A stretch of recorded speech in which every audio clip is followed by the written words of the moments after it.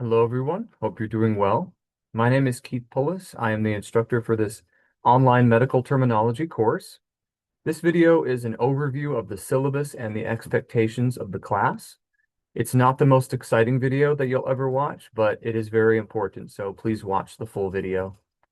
I'm going to share the screen, and we are going to work through the syllabus and talk about what to expect in the class, how the assignments are going to be laid out, and all of that kind of thing. So bear with me while I pull up the Canvas page. All right, you should now be looking at the Canvas homepage with me. I want to make one thing clear before we do anything else. There are actually two official sections of medical terminology that you could be in. This one, with this picture, is HSC 113 Web 2. 25 of you watching this video are in this section of medical terminology. The other 25 of you are in a different section, which has the picture here of the vials with the blood samples. And this section is called HSC 113 Web. So there's Web 2 and there's Web. Both of you are watching this video. Other than the name of the class section and the picture, you're in the same class, basically. It's the same syllabus, it's the same quizzes, same assignments, same everything. So I'm doing one video for both of you. So let's say that you are in this section. Even if I'm using this Canvas page, it's the same thing. So you're all in the same class, even though it's two technically separate sections. So let's go through the syllabus, which you can find by clicking right where I'm hovering the mouse. And if you click on it, it'll bring this thing up right here. And again, the syllabus is the same, even if you are not in the section with the blood vial picture. If you're in Web 2, it's the same syllabus. This is a 3-credit class. It is fully online, but there are 2 exams that you will take in person, and we'll talk more about those in a little bit here. My name is Keith Pullis. I am the instructor. Um, I do have office hours. I know this is an online class, but sometimes it's helpful to speak in person with an instructor. So I'm available during office hours. One thing that should be on here that is not is the fact that I am split between Union and Rolla. And so on Mondays, Wednesdays, and Fridays, I am in Rolla.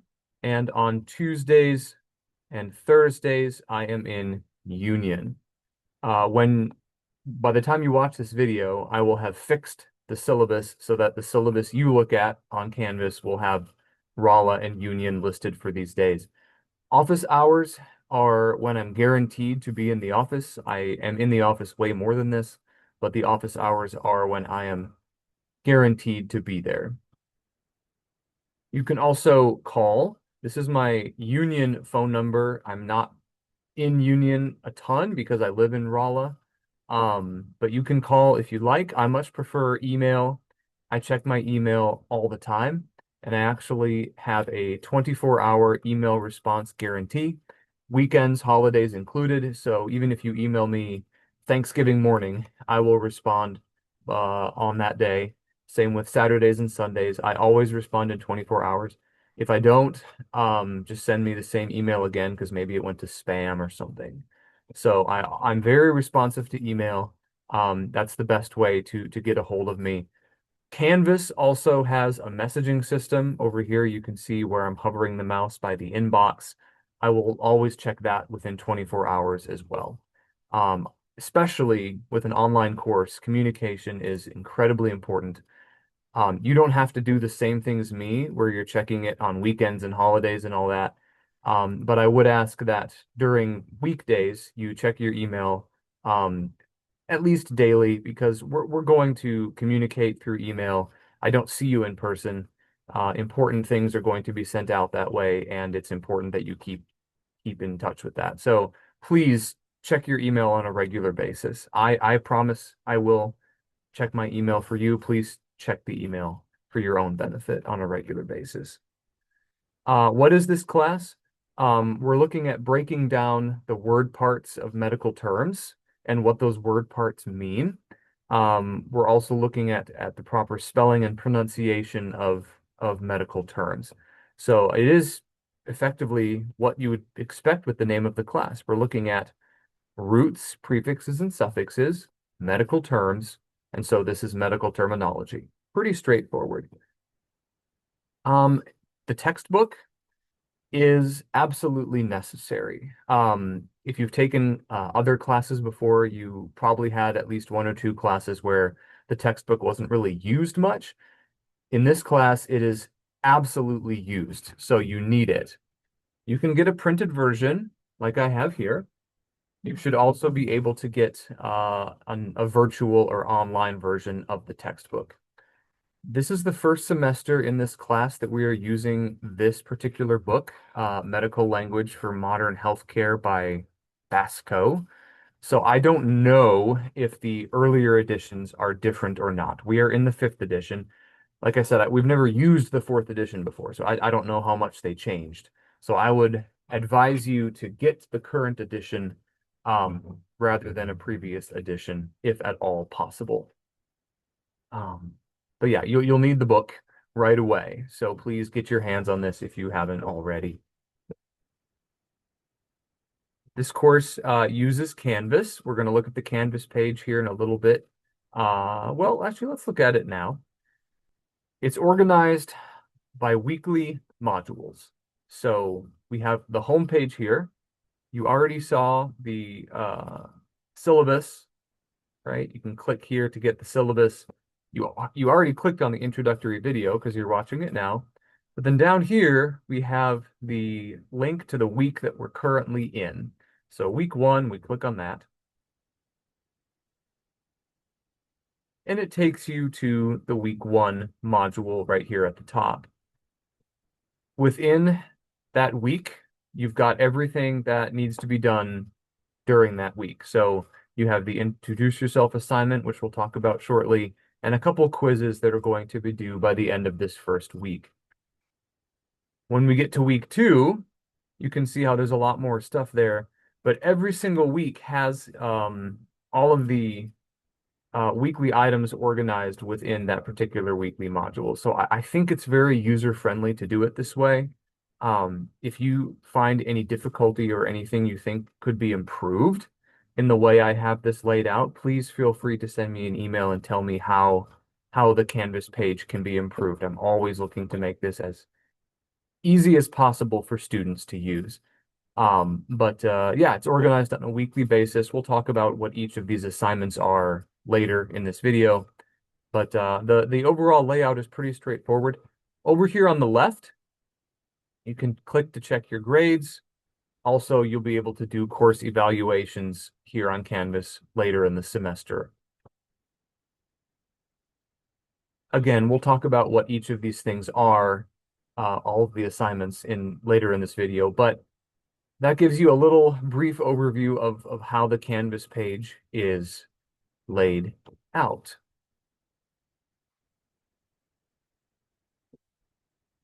Oh, one other thing I want to mention on Canvas. If you look next to the weekly module, I have an updated schedule. Being an online class, we're not going to have to worry about snow days, or I don't think you have to worry about that now in August anyway too much. But eventually in December, we still won't have to worry about snow days or anything like that. But I still like to keep the schedule updated, even if nothing really changes with it. So an updated version of the schedule will always be here on the Canvas homepage as well.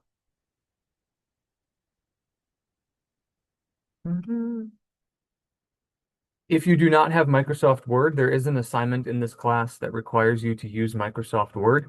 If you do not have it, you can get it for free using the My ECC access portal.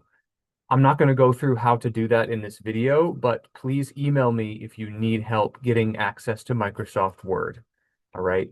So please let me know if you need help to get access to this. The other thing I should mention, this is an online class, so it really goes without saying that you need to have reliable, good internet access and access to a computer. ECC can loan laptops for the semester. You can talk to our library about getting a laptop loaned if you need that. But it's an online class, so you have to have reliable, regular access to the internet. And if you think that will be a problem, please let me know, okay? We're not going to read through the course learning outcomes, but they relate to what I told you before about this class is focused on medical terms, the meanings and proper usage and pronunciation of those medical terms. We're going to slip through all of this stuff. Let's see, here we go. Methods of student evaluation. Where does your grade come from? A big chunk of your grade comes from the Canvas quizzes. So every week, you're going to have at least one quiz. Usually it's just one. Sometimes there'll be two. Usually it's just one quiz. Each quiz will be worth between, and this should say 10 and 20 points. So every quiz will be worth between 10 and 20 points. The quizzes are open note. So you should have this, the book, next to you. You should have your notes. You should have the weekly study guide that I give you in front of you. You should have everything right there ready to go when you take these quizzes. They're open resource. However, they are timed. I give you at least 1 minute per question. So I think that's a very reasonable amount of time, but it still requires that you study ahead of time and be prepared. These quizzes, as a whole, let's scroll down to the percentage of the grade here. These quizzes are worth almost 1/3 of the class grade, 31%. So a third of the class grade does not involve straight up memorization at all. It just involves doing the quizzes on time and being prepared. So these quizzes are the heart of what you're going to be doing. They are largely multiple choice. Some of them you have to type in the answers. There's no essays or anything involved, but they'll be due at the end of each week. And we'll look at the schedule here in a little bit, but everything that you do is going to be due at the end of the week, which is midnight on Sundays. Quizzes do have due dates, like I said, and if you do them late, they will be half credit. Half credit is better than no credit, but please don't save them all until the end. I've had people do this. They save all the quizzes till the end, and then they only get 50% of what they would have gotten otherwise. Please do the quizzes when they're due. I don't want to take away half of your points for doing them late. The pronunciation quizzes are different. So part of this class is proper pronunciation of medical terms. That's not really something that we can do with a digital quiz through Canvas. So these pronunciation quizzes are going to be done face to face, either in person or through Zoom. How these work is that I will give you a list of words that you'll need to know how to pronounce.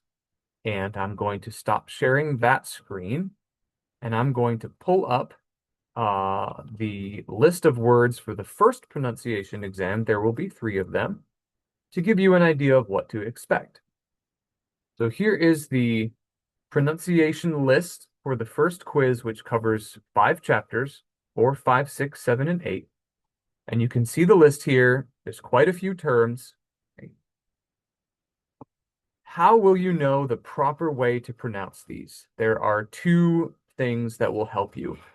In your book, next to each word, it provides kind of a phonetic guide of how to pronounce it. So that's one way to do it. The other way is that I will record myself pronouncing each of these terms and then upload that file for you to listen to and study with. You are welcome to use Google. If you do Google searches for each of these, it will pronounce them for you, but it's not always accurate. So I would recommend using my recording and your textbook as your resource for this. So that's what you will be studying. How will you be tested on these? We will meet again, either face to face in person or through Zoom, and I will play a slideshow on the screen for you, or I'll show you some flashcards if it's in person, and then you'll pronounce it for me, right? Right now, I believe it's going to be 30 of these words, but I'm not sure. It will be something between 20 to 30 words, and you will pronounce them hopefully correctly, and then it will be worth 30 points. Let me go back to the syllabus on the screen share here.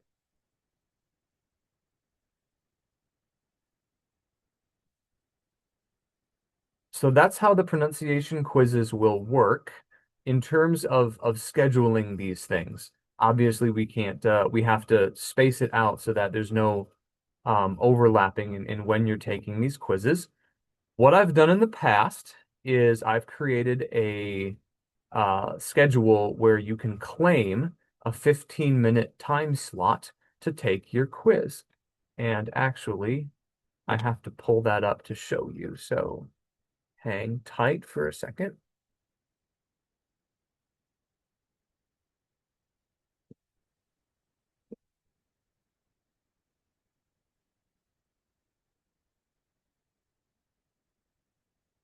Sorry, I should have had this ready ahead of time.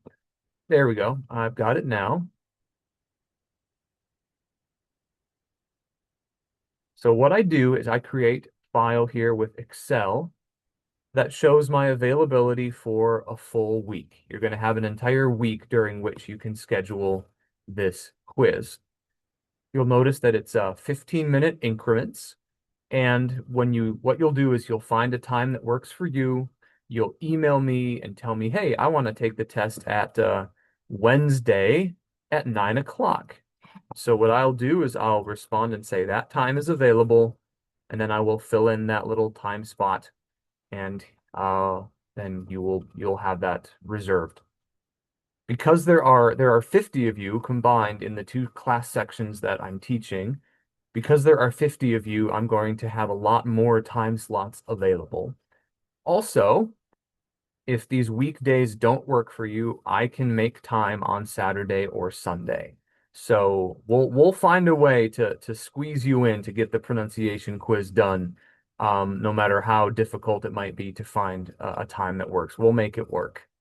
It shouldn't take more than 15 minutes for you to do these quizzes, which is why I have the 15-minute time slots allotted.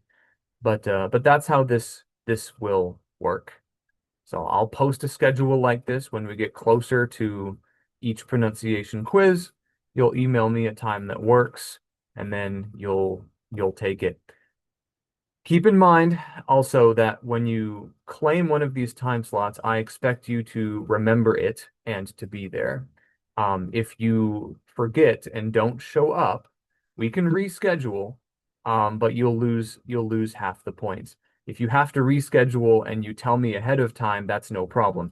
But if you just don't show up at the 9 o'clock time slot that you said you were going to show up at, and then I hear from you the next day that you forgot, you lose half the points. So please make sure to keep the time that you claimed. With 50 of you, it's important that you keep your word as far as when you're going to do these.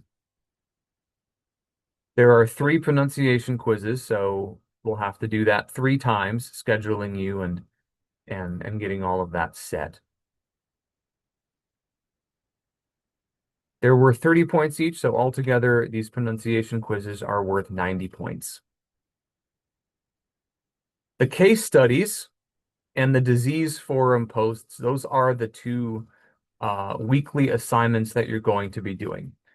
Now, this first week is different from almost all of the other weeks. Starting in week 2, you are pretty much going to do one of these every single week, one case study and one disease forum post. I think the best way to show these is to look at week 2 and look at how they work.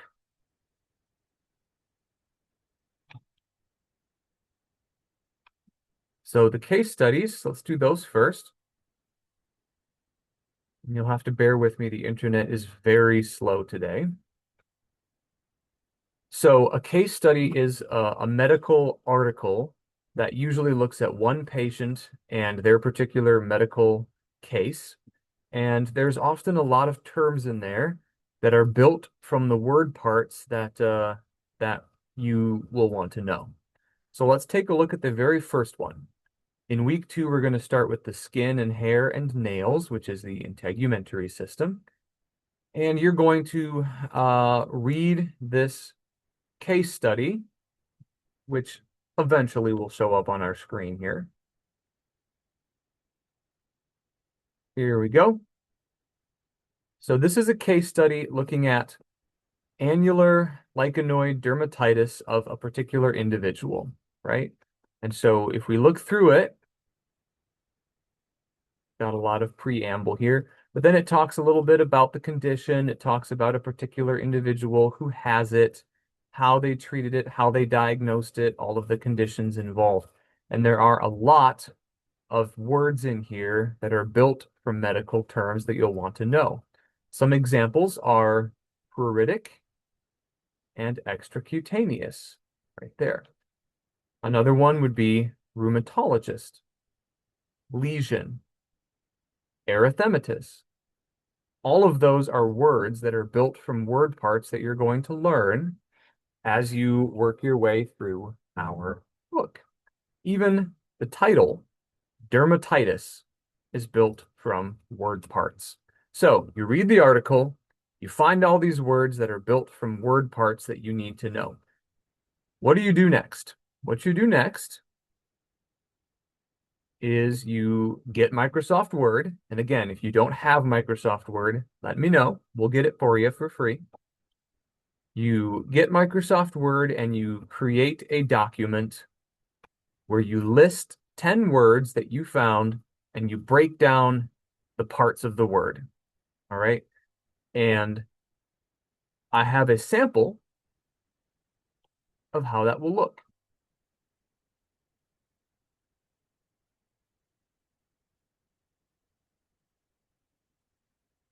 Which we will eventually see. Here we go. This is not from that article we just looked at. This is just hypothetical. But let's say that within the article you read, you saw the word septicemia, all right? So what does this mean? Well, the root is septic, which means infection, and the suffix is emia, which means a blood condition. So septicemia is effectively an infection of the blood, and so those are the word parts that build the word septicemia. Let's say in the same article you saw the word hepatitis. Hepat is a root that means liver. Itis means inflammation or infection. So infection of the liver, hepatitis. Just a couple more examples. Let's say in your article you found the word tachycardia. That has a prefix, tachy. Card is the root and ia is the suffix. Fast heart condition, a fast heartbeat is known as tachycardia. And then splenomegaly, splen with O connecting that to the suffix. Splen is spleen, megaly is enlargement, and enlarged spleen is called splenomegaly. So you find the words, you break them down. As far as understanding the different word parts, prefixes, roots, and suffixes, and how to write them, that's going to be what happens here in week 1. This week 1 is so important, and it's different from all the other weeks because it's going to establish the foundation of everything we do. But this is how the case studies will work. You find the words in those articles, you type out 10 of them, and break down their word parts, just like you saw in that sample. I'm going to be very forgiving with the first case study that you do. I'm going to make a lot of notes if there's anything that's incorrect with it. And then starting in week 3, I'm going to be deducting points for any issues that I find. So I'm going to be very forgiving in the first one, but please read my notes because I want to make sure going forward after that that you're doing them entirely correctly. The other assignment is the disease forum assignment. So in your book, there are a lot of diseases listed for each organ system, which is basically each chapter. And so what you'll do is you will find some disease or condition that you think is interesting, and this is a very simple assignment. You will write out the name of the condition and briefly describe what it is or what it causes. Break down the word parts of that condition and then list how many cases occur each year. You can just Google search this. But please use a reputable source. Don't use that stupid AI summary at the top of the page. Use a real source. So I did one as an example, pediculosis, which is infestation of lice in your hair. It comes from pedicule, which means louse, which is the singular version of lice, and osis, which means condition. Between 6 to 12 million cases occur in the US every year, according to the CDC. This is very simple, all right? This is what you're going to be doing for each system that we do every week. In addition to that, you're going to want to reply to 2 forum posts from your classmates. Online classes don't have a lot of interaction usually with your classmates. This is the way that I'm going to have you interact with your classmates. So you might look at this pediculosis post and then make some response about it that actually has some thought put into it. What you don't want to do is just reply and say, neat, or wow. That's not going to work. What you might say is, I had no idea that lice were this common. One of my friends had this condition when they were younger and had to get their hair cut or something like that. Or you could say, or you could respond with, I just learned that lice are a type of insect. They are technically a type of insect. You could just do something related to it that has a little bit of thought. You do that and you post your own disease, you'll get the full points for this. So this should be easy points for you. The case studies and the disease forums together are worth 260 points. All right, that's worth a lot. Let's see how much percentage that is. So together they're worth 27%. So between the quizzes and the assignments, we're talking well over half of your grade. I mention this because a lot of people struggle with memorizing, and I'm going to not sugarcoat it. The midterm and the final are all about memorizing a lot of terms. So if memorizing is not your strong suit, that does not mean you can't be successful in this class. There's a lot to it besides just memorization. All right? Just like the quizzes, the case studies and the disease forum posts have due dates, midnight on Sunday by the end of each particular week. Just like the quizzes, you can do each of these late, but they will be worth half credit. I've had many students in the past who did pretty well on things, but really hurt their grade by doing a lot of these late. So please don't do that. I don't want to see you lose points for submitting these late. So the midterm and the final, all right? These are each worth about 15 to 16% of your grade. So altogether, they're worth about 30. It's a good chunk, but it's not the entire grade. Like I said, these are straight up memorization. That's how they work. However, they are entirely multiple choice. So keep that in mind. The midterm and the final are each worth 150 points. They cover half of the semester each. So the final does not include everything. The midterm is chapters 1 through 9. The final is chapters 10 through 17. I haven't decided yet if the test is going to be 100 questions or 150 questions. Either way, it's worth 150 points. You'll be given a Scantron when you take the test, and that's how it'll work. It is all multiple choice. So where do you take this? You take the midterm and the final at the testing center. You can do that in Rolla, you can do that in Union, or if you're nowhere near our campuses, you can do that at some third-party school. Last semester, I had a student in California and I had a student in Florida. So they took their tests at institutions close to them. So we can do it at a third-party place. But if you're nearby, it's either Union or Rolla.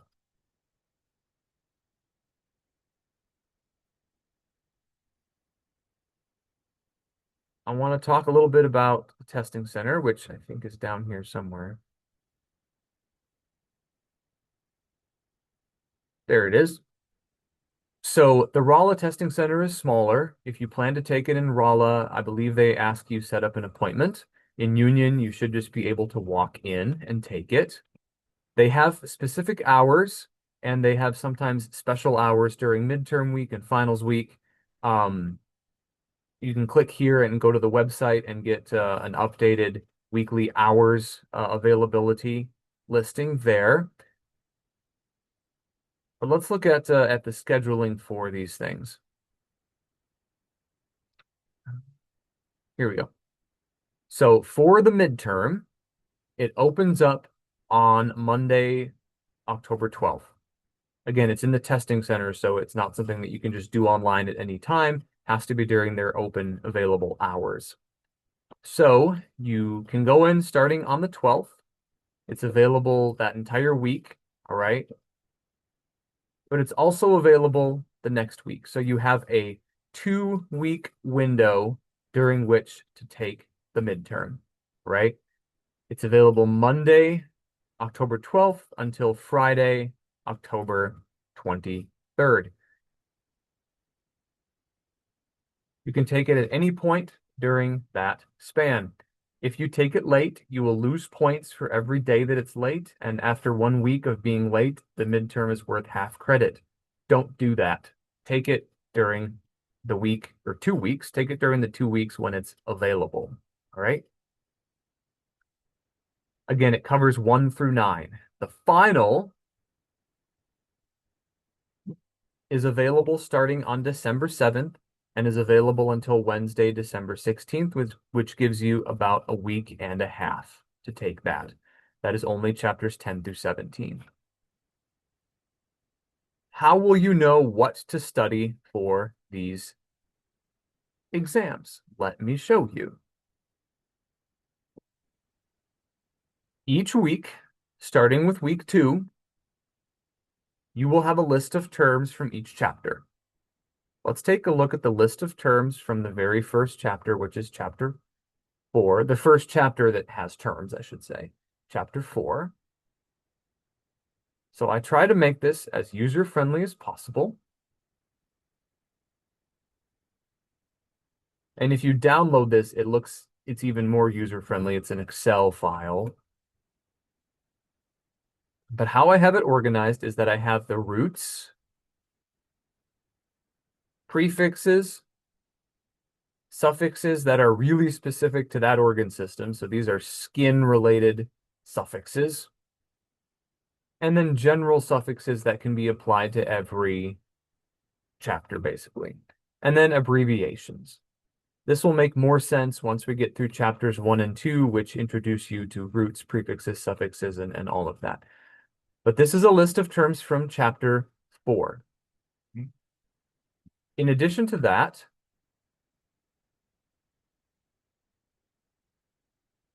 let's go back. In addition to that, every single week, I have what's called the master list of terms. This is a cumulative list that builds on itself every single week.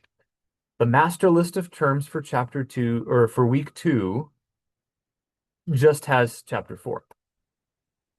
But if we go down to week 3, which you can't see yet, but you will see soon, I have the master list of terms for week 3, which includes chapter 4 and chapter 5.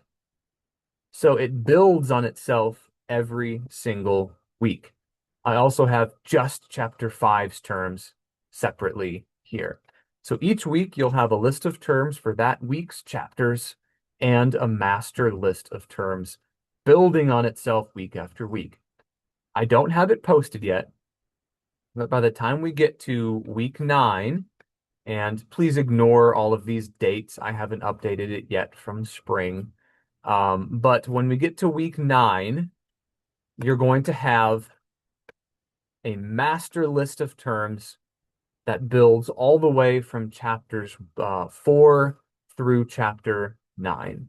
And so that will be the principal thing you're going to use to study for the midterm. In addition, you're going to want to know the things from chapters 1 and 2, which I will have as a separate study guide. So you will know exactly what to study for the midterm. I'm going to warn you right now, the list of words for the midterm is massive. It's the nature of the class. Don't ask me to shorten it. It's just how the class works.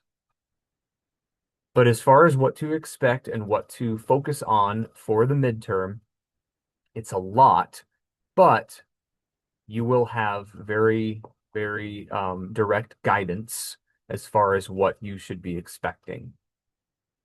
So there will be a master list of terms for chapters 4 through 9, and there will also be a master list of terms for the final for chapters 10 through 17. So it works the same way for both of those exams. In the testing center, I'm going to give you a long time, like 2.5 hours time limit to take the test. So please don't hurry or feel rushed when you take it. But please make sure that you are aware of the testing center's hours when you go in to take the test. In fact, let's tell you what, let's take a look. I should have this memorized at this point. I don't. So I'm going to try to click. It won't let me click on this. Before we're done with this video, I'm going to look up the testing center hours. But let's continue with the syllabus here. So those are the two exams. I already talked about the percentage of the grade. You can see the distribution here. Again, there is a lot of memorizing for the midterm and the final, but I try not to make that everything. Grading is straightforward. A's are in the 90s, B's are in the 80s, C's are in the 70s.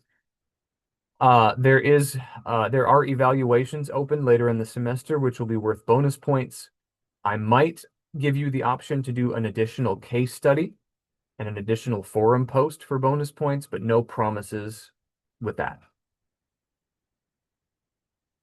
I also want to mention this. Now, I'm going to modify this, so by the time you download the syllabus, this will be a little bit different, but the principle is the same. I have a 1-week guarantee of grading. I don't want you to wait to have to get your stuff graded. I will have everything that you submit to me graded within 1 week of when you submit it. That applies to all of your assignments, quizzes, and exams. If for any reason I make you wait for more than 1 week, and here's where I'm changing it, you're not just going to get 5 bonus points, you're going to get 100% on the thing that you did. So you will never have to wait more than a week. Now, I've been doing this kind of thing for several years, and I have never taken longer than a week. So don't get your hopes up that you're going to get a free 100% score because you had to wait a week. All right. But that's how I'm going to do this. If you have to wait for more than a week, you're not just getting 5 bonus points, you're getting 100% on the assignment or test. Again, that's never happened. It's not going to happen. But this is my promise to you not to make you wait. Because I was a student and I hated waiting for grades. All right, the schedule, again, I think this is user-friendly. If it's not, tell me so I can improve it. But I have it organized by week, as you can see. I have the topics listed with the chapters in the book and the assignments that are due. Most weeks are very similar. Quiz, case study, disease forum posts, 2 assignments and 1 quiz. Most weeks are going to be like that. It should become a habit, hopefully, within a quick period of time. Sometimes there's different things. Week one has two quizzes, and week one has an assignment that's unique with introducing yourself. A few other unique weeks are the weeks with pronunciation quizzes. Again, I showed you the scheduling template for that. So you have the full week to schedule that pronunciation quiz. You can see that there's one, two, three, and there's no comprehensive pronunciation quiz. You just have three separate ones covering three chunks of chapters. The midterm week is also different. All right. This is fall break week, so keep in mind that the testing center won't be open Thursday and Friday this week. But midterm week is different. There's no quizzes or assignments then. And finals week, there's no other quizzes or assignments during finals week. Otherwise, I really think that this is pretty straightforward. I hope you find it that way as well. The weeks end at midnight on Sunday. So just to reiterate, everything that you do online for a week is due midnight on Sunday at the end of that week. So this week ends at midnight on Sunday, November 29th. A few additional things, including attendance. You're an online class, so attendance is a little different. To be considered attending, you have to do something. Logging in does not count. You have to do a case study. You have to take a quiz. If you do something, you are in attendance. If you go for 2 straight weeks without doing anything, even if you log in but you don't do anything, you are considered not attending, and I will have to submit a recommendation for withdrawal from the class, and you will be dropped. So if you have to miss time, if you have like a surgery or an emergency or a vacation, tell me. You can get the work done ahead of time, and then you can miss a full week, and so to speak, and you'll be fine. Because I'm happy to let you work ahead if you have to miss a week, or you can do things late if there's some emergency, if you have an emergency surgery and you're out of commission for a week or so. I'm happy to work with you. Just please communicate. Communication is critical for an online class. But that's how you can get dropped from a class is if you don't do anything for 2 straight weeks. I don't really see how you could use AI for many of the things in this class, but don't do it. Make sure that all the work you do is your own. The exams themselves are proctored in testing centers, so there's no opportunity for cheating on those. The quizzes are open resource, so I want you to use resources for them. But the concept still applies. Make sure that you're doing the work yourself and be academically honest in all that you do here and in all your classes. If you need additional testing time, for example, due to some type of learning disability or other thing that you're dealing with or working with, talk to our Access Services department. They can get the paperwork necessary for me to make accommodations for you, and I will be happy to do that. We use a system called Watermark, which is used for retention and helping you succeed. This thing does automatic notifications as far as attendance and success goes. So you might get a notification if you're doing very poorly and not submitting any assignments, or if you're missing multiple weeks of attendance. It's a retention software. So if you see the word Watermark, just be aware that's what it is. All right. I did talk about finding the testing center hours for you, so I'm going to do that. Should have had that done ahead of time, but that's okay. I think I know what they are, but I don't want to tell you the wrong thing. The Union Testing Center is 7:30 to 4:30, Monday through Thursday, 7:30 to 2 Fridays. Rolla is a little bit different. Rolla is 8:30 to 6:30 Monday through Thursday and 8:30 to noon on Friday. You are welcome to look this up online. Um, that's what I'm looking at right here now. The web pages list their hours. So, yeah, let me get back to sharing the screen.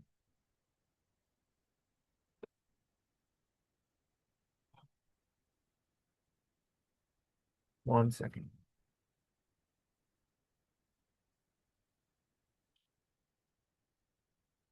Okay, you should be back to the uh, syllabus again. One other important thing I want to talk about is this first week. This first week is very different, and it sets the foundation for all of the other chapters and weeks.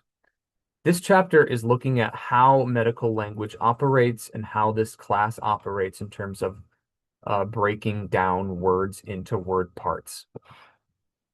Please read and look through chapters 1 and 2 in your book. The PowerPoint that I made is not meant to replace the book. It's meant to supplement and help your reading of the book. So this PowerPoint, please use it, goes over the most important components of these first two chapters. There are three primary word parts we're going to be working with: the roots, the prefixes, and the suffixes. Roots are the word foundations, and this looks a lot neater if you actually download the PowerPoint. Roots are the word foundations. This talks about how to use vowels to combine roots with suffixes. All right, I'm not going to read through all this with you now, but it talks about how to combine roots with suffixes properly, how to combine multiple roots of words, suffixes which go at the end of words, the different classifications of suffixes, prefixes at the beginning of words, the different types of prefixes, how your book breaks down the words using different colors. This is consistent throughout the entirety of your textbook. You can see here how we've got the roots. We got the roots, prefixes, and suffixes in the different colors.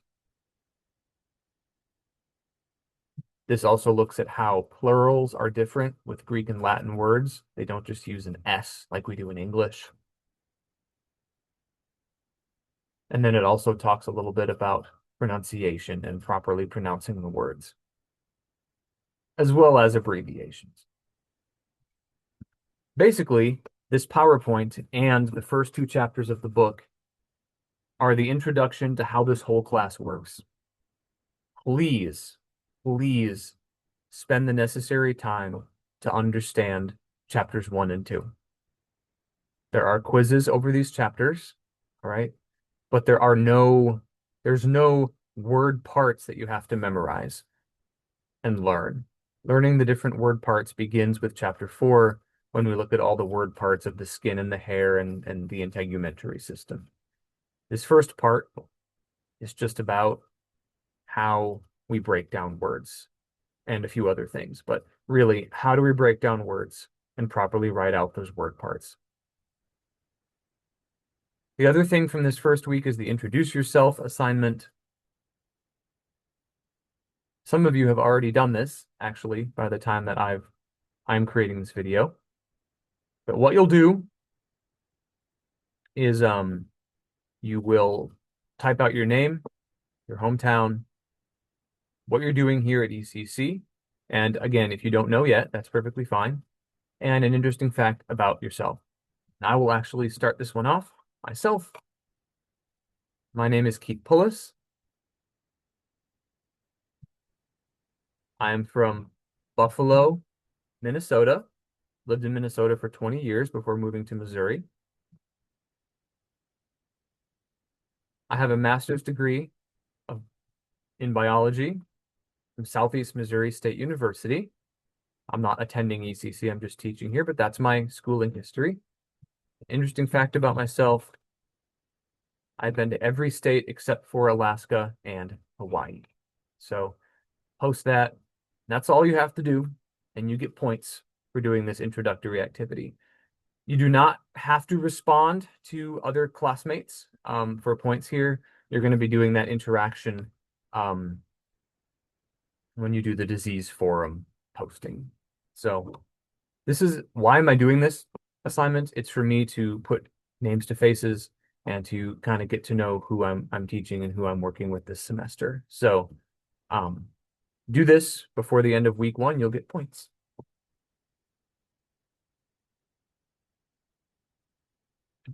I think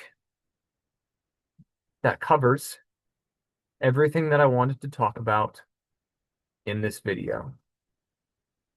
If I think of anything else, what I'll be doing is emailing you. I will be emailing you every week with a list of kind of expectations and what has to happen that week. Again, I really think it's pretty straightforward on the schedule, but it never hurts to get reminders. Also, over here on the right where I'm circling with the mouse, Canvas should list assignments that are due in the coming week. My recommendation is just Sunday afternoon, log on and check this, make sure you haven't missed anything. Because again, everything's due at midnight on Sundays.